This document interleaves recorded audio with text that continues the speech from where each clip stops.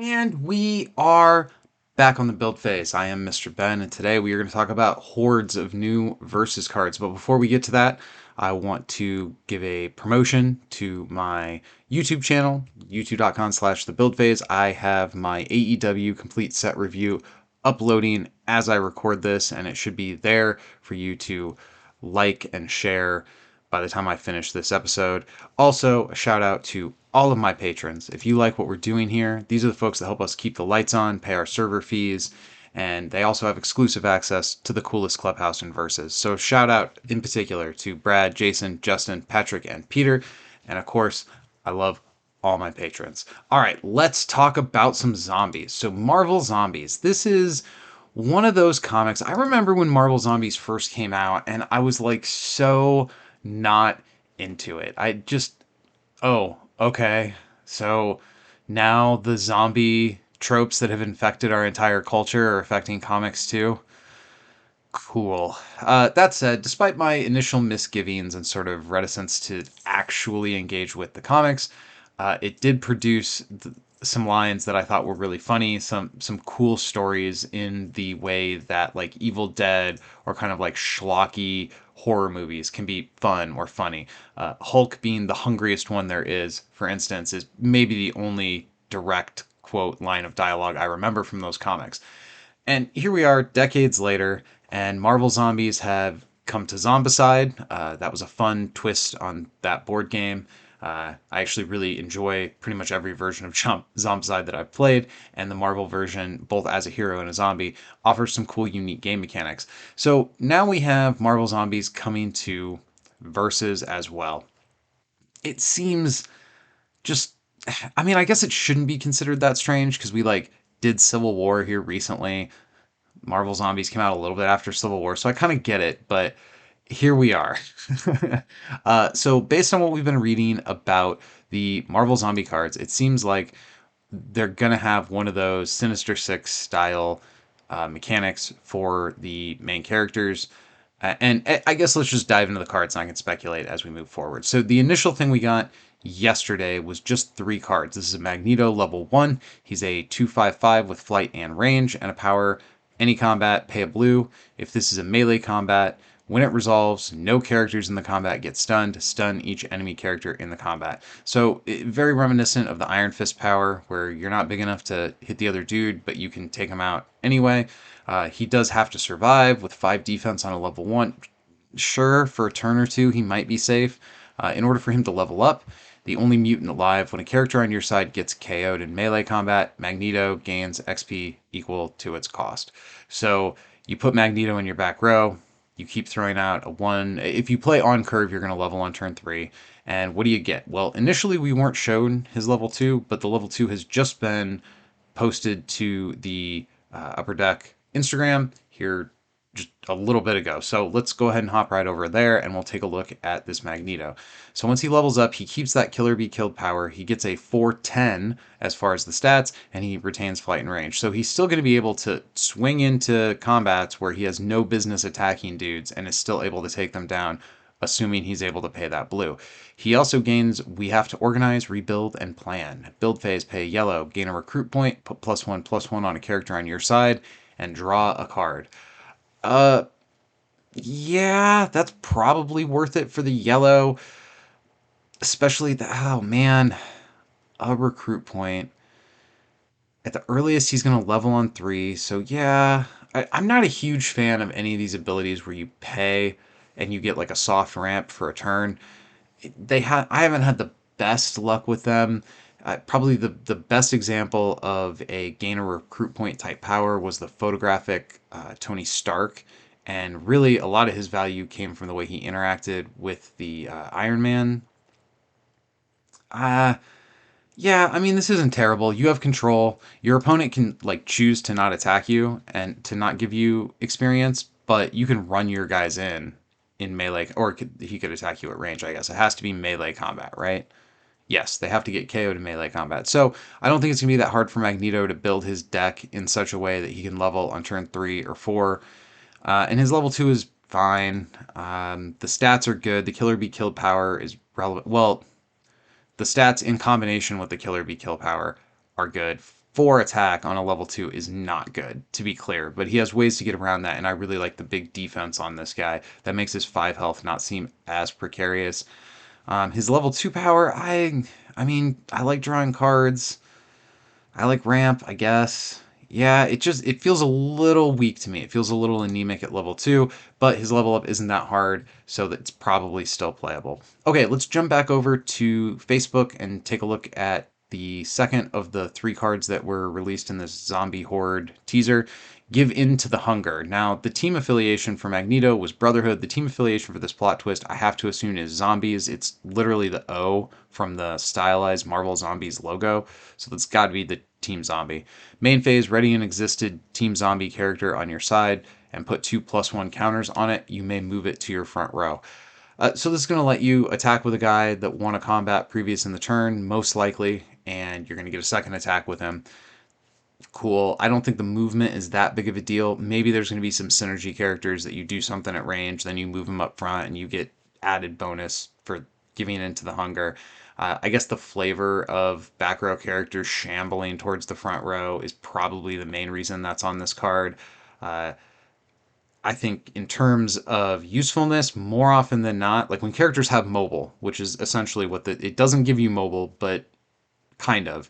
Most of the time when you see people use mobile, it's to get your attack in and then move from the front row to the back row where you're safer. So this is kind of the opposite of that. So this is not even half a mobile because it's the half of mobile that people use the least. So I'm not super impressed with that movement part of it, but you get to attack with the character a second time and put 2+1 counters on it for the second attack. All of that is very strong. It does have to be a zombie character, so it's a little bit limited in that way, but I think if you are playing with zombies, the ability to attack with a zombie twice in a turn is very, very good. Okay, Zombie Luke Cage. This guy's one of a kind. He is a level 4 main character. 15-9-1 Zombie Master. This card starts in your deck. To play it, you must KO a level 2 character on your side. Impervious Zombie Strength. In melee combat, Zombie Luke Cage can't be struck, and enemy characters can't prevent him from striking. So I don't really care about that superpower. Yeah, or the keyword. It's fine. Like, he's a big, dangerous level 4 who can do lots of damage. To me, the interesting thing on this card is the Zombie Master bit, where he starts in your deck. So you're going to have to draw this guy, and you're going to have gotten a zombie from presumably starting at level 1 to level 2, and then you get to play him by KOing that level 2. I'm going to go out on a limb here and guess that all of these zombies, you put the level 1 in play, and the level 2, 3s, 4s, whatever are in your deck, and most of them are going to work the way Luke Cage does, where you KO a level 1 zombie guy to get a higher level zombie guy. If they all have 1 health, unless they're starting with like a bunch of them in play to begin with, which if it's a zombie horde, that would be on theme, but that's pretty rough. Like, if I have a ranged guy that can hit for 9, I don't know what zombie Luke Cage, like 1 health, you're done. You're just done. So, without knowing how the rest of that main character kit is going to work, this is clearly like sort of like Outriders, Sinister Six, the Spider-Verse characters. It's a new take on how to do main characters. I don't have enough information to fully pass judgment on it, but just based on that Luke Cage card, it seems like it might be more theme than competitive, which is okay. I mean, we can have some wild zombies doing stuff. Uh, but at a competitive table, like if you're playing for stakes, I have a hard time seeing KOing one main character to get somebody with 1 health out there. Ah, that feels so rickety. But if there's a horde of those zombies, maybe it's not such a big deal. All right, let's move on to some more of these cards that were revealed on Instagram just a little bit ago. We have a 5-cost Zombie Daredevil, 582, zombie affiliated, of course. The Hunger Virus. When the zombie Daredevil wounds a character in melee combat, it gains the Hunger Virus and the zombie affiliation if it doesn't already have them. At the end of your turn, if zombie Daredevil didn't wound a character in melee combat this turn, wound him. Savior of Hell's Kitchen's food. Any combat, pay yellow, no more attacks can be made this turn. Uh, uh, I mean, I guess if you put him in front and somebody attacks into him, you pay the yellow and it acts like a you're the last one. You basically you don't end their turn, but you end their ability to declare combat. So okay, that could be useful. Him spreading the hunger virus to enemy characters. I guess really the only thing that matters there is they lose their team affiliation, so it could shut off plot twists, team attacks, things of that nature. That is a pretty irritating mechanic. If that's going to be on a lot of these zombies, that is going to be annoying to deal with. Take like think about how many decks you run a character in simply because they're the right affiliation to activate the plot twists that are important to get your deck to go. And is this and it doesn't say that it's limited to supporting characters. So if he can wound your main character, you can take your main character's team affiliation away? That seems crazy. Oh, wait, hold on. I'm reading this wrong. So I just clicked over to the next card. 3 cost Zombie Hawkeye, zombie affiliated, 532 with range. The Hunger Virus. When Zombie Hawkeye wounds a character in melee combat, it gains the Hunger Virus and it gains the zombie affiliation if it doesn't already have them. This does not say that they lose their other team affiliation. Okay, I was mind blown for a second there. They can take away team affiliations? That's nuts. Okay, they're not doing that. I misread it. So they gain the zombie affiliation, they don't lose theirs. At the end of your turn, if Zombie Hawkeye didn't wound a character in melee, combat this turn, wound him. So is that text considered part of the hunger virus? It sure seems like it is. So these zombies attack somebody. Once they're bit, they become Team Zombie in addition to their team affiliation, and they gain the text that when they melee attack somebody, they get spread the hunger virus, or when they melee wound somebody. And if they don't wound somebody, they get wounded themselves. I think that whole second paragraph is still part of the hunger virus. That's incredibly irritating. I don't even know how to wrap my head around that. It's going to force everybody to play aggro. If these guys are meta, like if they're competitively viable, you just have to be ready to attack aggressively with your characters every turn, or you have to be the tankiest tank that ever tanked. All right. Level 4 Zombie Wolverine main character, zombie affiliated. He's a 9/12, weird stat block for Wolverine. He has Zombie Master, so just like Luke Cage, in order to play him, you have to KO a level 2 main character on your side. I wonder if these main characters that start in your deck count towards your 60. The best zombie at what he does. Zombie Wolverine is lethal. When Zombie Wolverine KOs an enemy character, ready him. Man, that's the Wolverine we always wanted. Yeah, it kind of makes sense that they went heavy on his defense to make sure that he's able to take advantage of KOing dudes and surviving and being able to ready. Uh, yeah, I mean, I don't know how we get level 2 zombie guys out. I don't know. Oh, here's the Luke Cage again. Zombie Iron Man. One of a kind, Zombie Master, same as the other two guys. 9/9, flight range, 1 health. When Zombie Iron Man appears, draw a card for each zombie on each side. Yeah, Wolverine also has 1 health, and it's each side. Oh, geez. So as those guys spread the hunger virus to. So if you are coming at me with zombies and you're biting all my guys and spreading the hunger virus to my dudes, and then you play level 3 Iron Man main character, it's weird that Iron Man has a 3. So Iron Man is the color of a level 4, right? No, level 4s are supposed to be. I don't understand. Zombie Luke Cage and Zombie Wolverine both say level 4 and are purple, and Iron Man says level 3 and is purple. So something's screwed up there. I feel like level 4s are supposed to be white.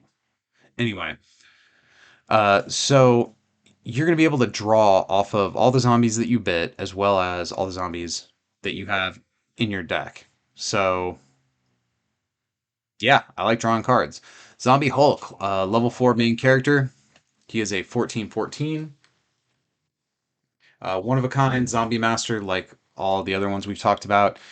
Zombie Hulk Hungriest. I'm so glad that made it into the game. Yes. Zombie Hulk has leap, okay? And when Zombie Hulk attacks, put a +1/+1 counter on him for each zombie character on each side. So this is another one that pays off, just like Iron Man, for spreading the hunger onto enemy characters. Okay, Zombie Giant Man. So this guy says that he's a level 5 main character, but he also wants you to KO a level 2 main character. I'm so confused at how these cards are having different numbers but the same color palette. Maybe there's something about the way the zombies work that their level numbers work differently than traditional main characters. I'm very confused that 3, 4, and 5 all have the same color. Like when we've seen 3, 4, and 5 on other characters previously in the game, I guess Wolverine, him and Deadpool are the only ones. They've had different colors. So I don't I don't know. I don't have the full rules yet. So this guy is a level 5 apparently, but color of level 3 main character. In order to play him, you have to KO a level 2 main character on your side. He's a 16/16 and he has massive. So he attacks rows instead of characters and strikes against each with his full. So this is he can attack any enemy front or back row. So he's massive and has like stealth basically. Uh, yeah, okay. Well, I mean, we saw this on Fing Fang Foom and it worked. This is the main character that does it, which is crazy. Zombie Colonel America. This is a level 3 zombie affiliated. He's an 8/10. These stats are crazy. With range, starts in your deck. You have to KO a level 2 zombie to play it. Brains of the Operation. The first zombie supporting character you play on each of your turns is free. Jeez. So there's no way this team has like 8 drops. If there's a card out, if there's a card that exists that lets you play a character for free, it can't possibly. Wow, that's nuts. Okay, so Black Panther, a level 2 Black Panther, he's a 7/8/5 survivor. Any combat, any turn combat, pay a red. Black Panther can't be wounded this combat. That's pretty good power. King of New Wakanda, main phase, put a +1 counter on Black Panther for each character he's protecting. Then put that many +1 counters on Zombie Wasp. We don't have Zombie Wasp, so I don't know. That's the last card in this set. I am completely mystified as to how to evaluate this zombie team. Their main character stats are crazy. I don't understand why their level 4 and 5 guys have the same color as a level 3 main character. I I don't understand what their level ones are going to be doing. The hunger virus seems ridiculous, like infecting your characters with a way to just drop a wound on them every single turn. So it's like Fluke Man, except everybody on the team gets it. That's crazy. These cards seem really, really, really powerful in this kind of like weird way. It could be that getting a level 2 zombie in play is so hard, you're only going to get one of these big fatties a game. It could be really difficult to level up from level 1 to 2, but I just I just don't know. The Magneto seems much more fair. The Black Panther, so the human characters seem much more fair. This zombie horde thing though seems intimidating. I just don't know how main characters with 1 health get it done. That seems super risky. So that makes me think there's more than one in play at the same time, but I I don't know. All right, that's going to be it for the zombie cards that have been revealed as of today, October 25th. Next time, hopefully, we'll talk about some more zombie cards. I would really like for them to put out an article and shed some light on how this mechanic works, because I really want to be able to like analyze these cards, and I don't know how to analyze them without knowing how whatever their zombie mechanic is works. So, exciting stuff. Looking forward to it. And until next time, go win some games.